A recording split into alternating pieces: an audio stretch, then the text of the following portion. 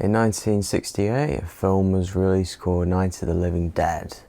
It's probably one of the most influential horror films to ever be made. Arguably the first appearance of what we would typically call a zombie. A late stay of the drive-through era, directed by George A. Romero, and also written by Romero and John Russo.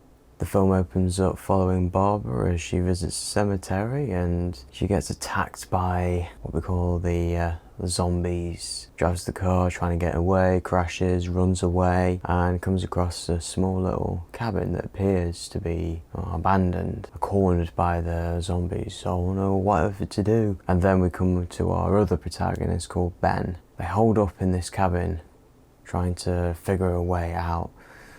Or do they have fuel to get away, and are there any survivors out there? They then come across a family who's boarded up in the cellar, and there's got the conflict between Ben saying, oh, we need to stay up here, it's safer. If they break in one place, we can escape around the other end. And then you've got Harry, the father of the family, downstairs saying, no, we need to stay down here, it's the safest way, you'll never know we're here. Then we get some exposition of what's happening in the outside world through TV and radio exposition. It paints a bleak picture, and you hear stories of these, as they call them, ghouls running around, eating people, and people that they attack also becoming zombies, and those who have recently died. Some stuff about a NASA probe from Venus, but it's dropped in and not really followed up too much afterwards, which I like. We don't have an official explanation. We're given that maybe this is why this is happening, maybe not, we don't know. I like that. Leave a lot of it to the imagination. And after the conflict between Ben and Harry, they decide they're going to go off and try to get fuel. They realise that a young girl in the basement, she got bit by one of them, and her condition is deteriorating. They need to get help fast. Ben goes to get fuel with help from one of the young couples that are in the basement, which ends up in tragedy. They end up blowing themselves up, and Ben struggles to get back, having a bit of a cowardly fit, decides to not let him in. Ben manages to get in anyway and beats him up. Which honestly, things like this are surprising. That what we remember from films from back then, that you often recall the protagonist being more virtuous and like they won't resort to violence, but Ben does. He really goes at him, not just that one little punch, but properly like gets him in the corner and beats him up like that, which is understandable considering the situation.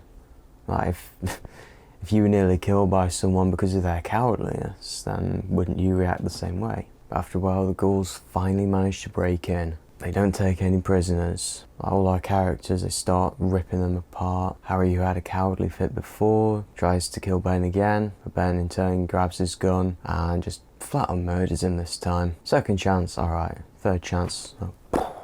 As the zombies kept coming in, Ben being the last survivor at this point, his only way of hiding is in the basement. Same place he said wouldn't be a good idea, given the irony of that.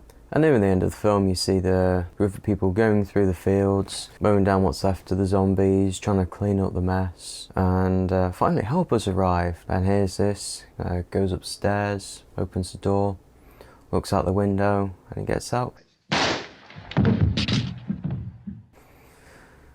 That's as bleak as anything, isn't it? That's another reason why I like the film. It's a bleak ending and everyone dies. Because of course, at a glance, they would assume he'll be a zombie. Why would they expect anyone to survive that? And as tragic as it is, it kind of makes sense.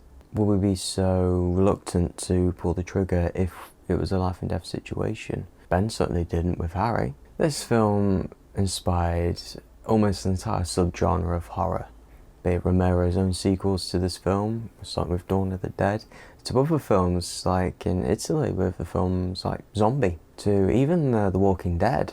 This film's legacy that it's imprinted upon our culture is undeniable. Looking back at the film itself, after being a subject of that culture, I can fully say that I think it's well deserved.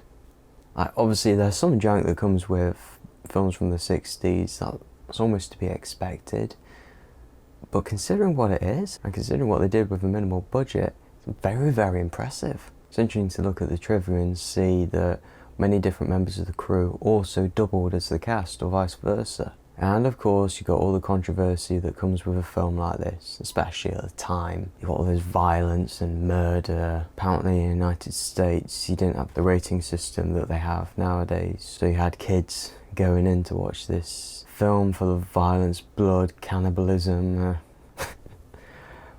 Yeah, and casting a black actor in a role that wouldn't necessarily have been something typical of the time definitely breaks the stereotypes. And considering the time of 1968, that was very, very present in the cultural consciousness. Yeah, I really recommend you watch this film. Really liked it. Very influential, not just in horror, but in cinema as a whole. I think it's definitely worth a watch if you're interested in cinema. Thank you for watching, and I'll see you later. Don't forget to like and subscribe.